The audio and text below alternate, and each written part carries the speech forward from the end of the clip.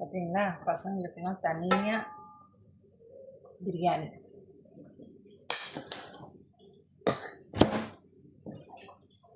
Chicken biryani யம்மியாக.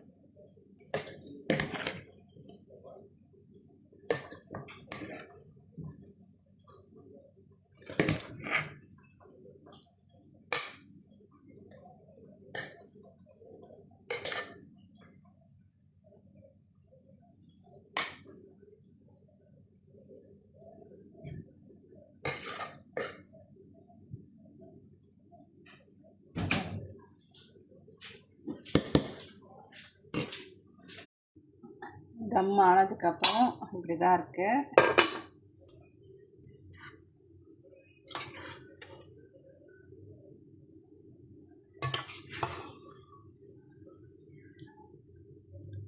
சரிங்களா, fish biryani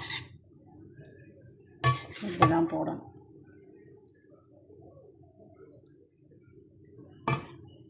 சூப்பரான fish biryani ready.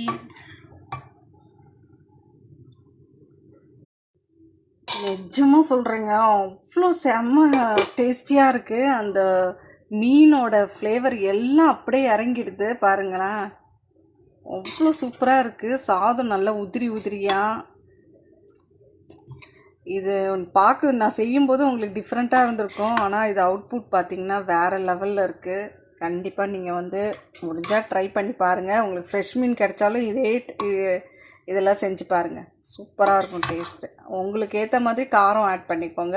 இல்லை ஃபிஷ்லேயே வந்து நல்லா காரம் போட்டு வறுத்திங்கன்னா கூட அந்த ஃபிஷ்ஷோட இது வந்து ஃபுல்லும் சாப்பாடு இதில் இறங்குற மாதிரி பார்த்துக்கோங்க.